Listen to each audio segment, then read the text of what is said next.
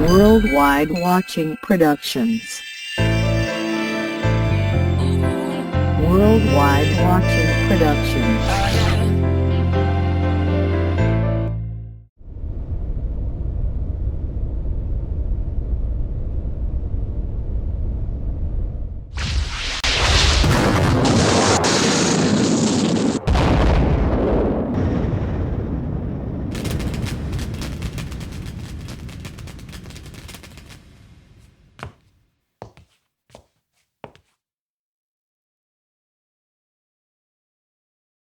Conscious Dimenison, a cyber place where your mind can run free. Conscious Dimenison, independent of the physical space we live in, where broken pieces fit together. Conscious Dimenison, a cyber place where your mind can run free.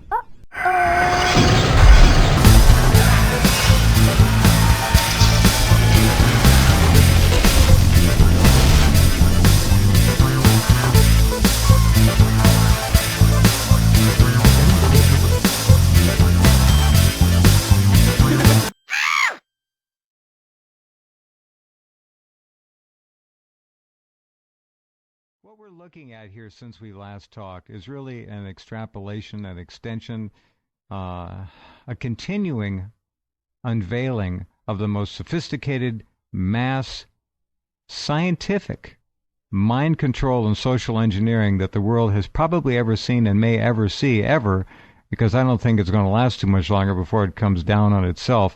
But the media, you remember when it was said that the Marshall McLuhan said the message is the media, or the medium.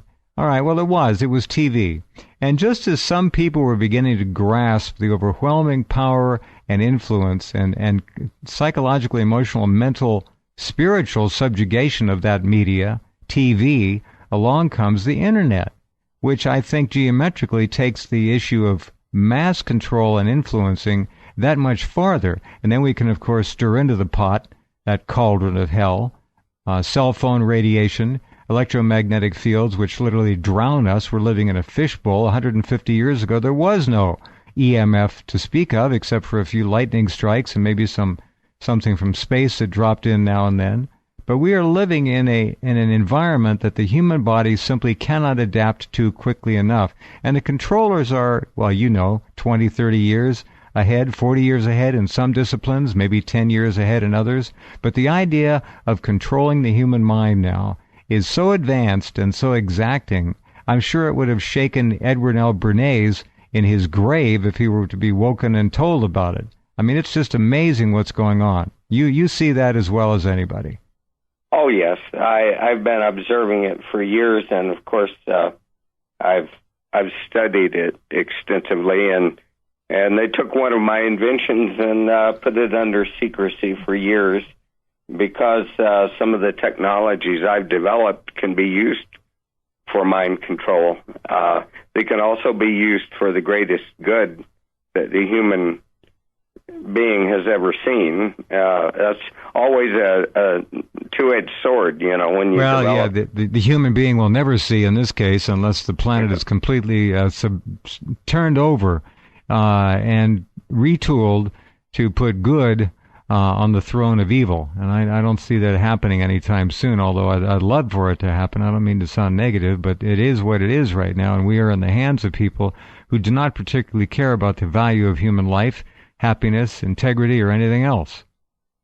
Well, that's true. And, it's Iblis fair seeming. All the TV shows and movies program people. They think that the darkness wins and that it's good to have no integrity. The people with no integrity, they're always, they're rich, they drive the best cars, and they end up, winning and beating the other people out. So greed is good. And then greed wins. Greed is good, and that message goes in on several levels. And remember, it is also being enfolded and embedded into the subconscious through these technologies we've briefly mentioned. We'll get into that more as we continue. Exactly. Yeah, the technology's reinforced, so we're getting it subconsciously and we're getting it consciously on multi-levels.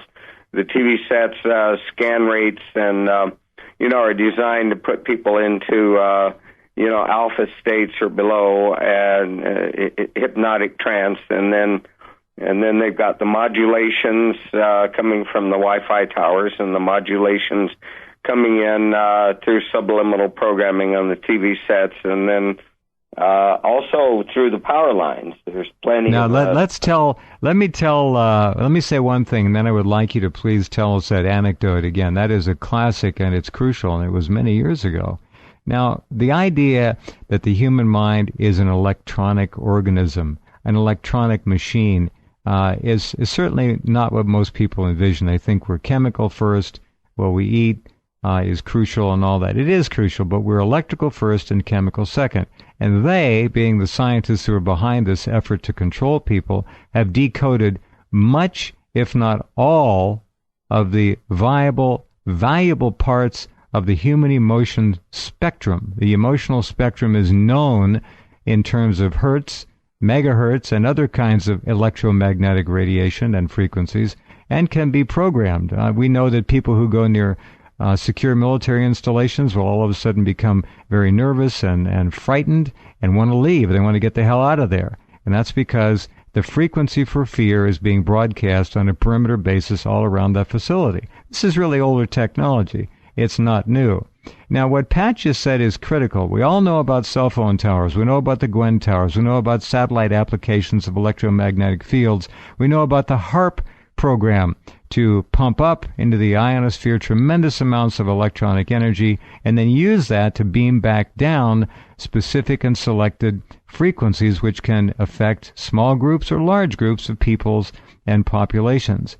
But there's another main platform, a main venue, that these kinds of frequencies are actually placed into the human mind at very close range, and it's called the power grid. And Pat was the first one that I ever knew to figure it out. So tell us that story about how those nice, friendly 60 hertz wires in your walls and your 60 hertz powered electronic devices in your home can have a dual purpose at the very least. Well, John Lilly was a good friend of mine. We worked together for the Navy on dolphin projects, and John Lilly developed technologies for bypassing the mechanisms of the human brain that resist programming. And he developed, I'll tell it this way. My friend Adam Trombley was also a friend of John Lilly's, and he was in Hawaii looking at the power grid, and there are signals coming in the power grid that have some ultrasonic waveforms and certain wave shape, and so Adam was looking at this grid on the power line, and I was. He went at over. It. He went over to Lilly's lab, didn't he? And there was a screen showing a waveform. Wasn't that the way? Lilly walked into to Adam Trombley's house, okay. And Adam Trombley had the waveform up on the screen. I see. And John said to Adam, he said, "Oh, you know about my waveform?" And Adam said, "What are you talking about?" And then Adam said, "No, this is coming in on a power grid." And then John Lilly said, "Oh, so that's what they're doing with my waveform, the Lilly wave." And if you Google the Lilly wave, you'll find just one reference to it. But basically, it's a waveform that enables you to bypass the resistance of the human mind and program the brain. And you can transmit fear, you can transmit any emotion, any kind of information you want on the Lilly wave. And basically, Adam had discovered that they're using it through the power grid, and subsequently I've been all over the country, all over the world, and measured these things, and apparently there are black boxes in the power companies that produce the Lilly wave, and they're associated with, Homeland Security or whatever. And basically, these devices put ultrasonic waveform pulses riding on top of the regular 60 hertz wave. And they are mind control waves, and they're coming into everybody's house. So the Lilly wave basically disarms the brain's ability to discern and decide. It just puts it in a neutral state where things just flow right in, much like the flicker of the old TV set will do. First time you watch TV, it takes about 2 minutes to get into that altered state.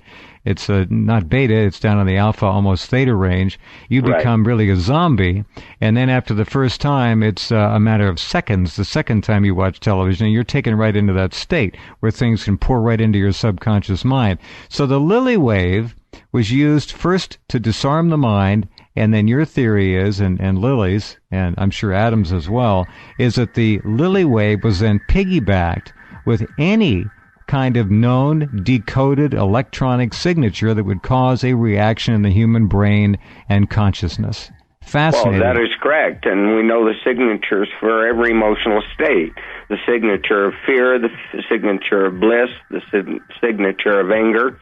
All of these signatures are very easy to duplicate, recreate, and you can, disarm with the Lilly wave. It goes right in, and then you put whatever you want in there, plus whatever subliminal programming you want. You can create unrest, you can create civil unrest, you can create riots, you can do anything you want.